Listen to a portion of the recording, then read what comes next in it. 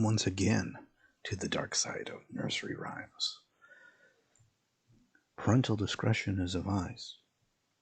Today we look at a very old nursery rhyme, popular for, I guess, UK or Great Britain, or English at least.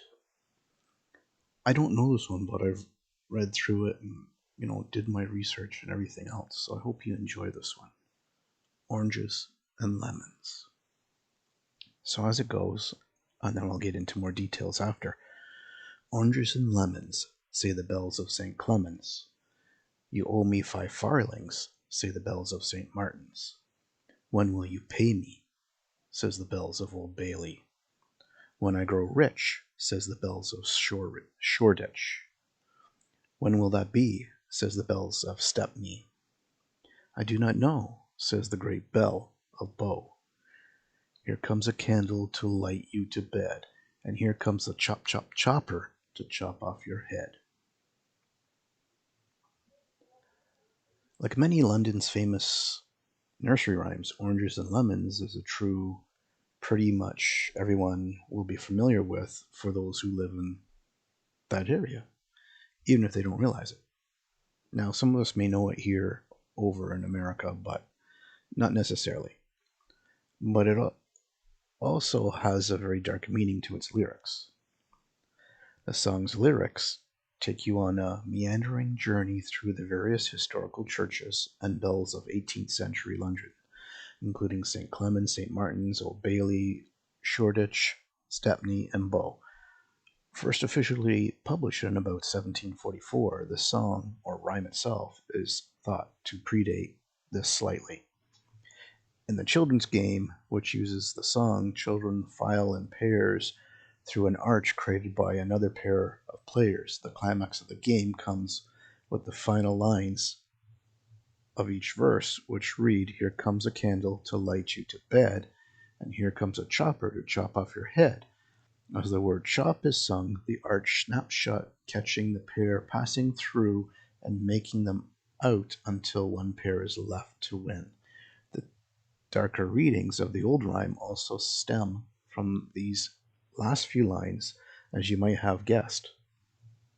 In one interpretation, the tour of all the old bells is actually made by a condemned criminal on their way to execution, the chopper, the executioner, who chops off his head. So, what gives weight to the theory is the fact that back in the 18th century, bells ringing, as they do in the rhyme, would signal a Londoner to gather for public executions. There is also a theme of debt and poverty within the wider lyrics, something rife in the era the rhyme became popular, like this verse, Oranges and Lemons, says the bells of St. Clement's, you owe me 5 farthings. And then the bells of St. Martin say, when will you pay me? The bells of Old Bailey say, when I grow rich. Says the bell of Shoreditch.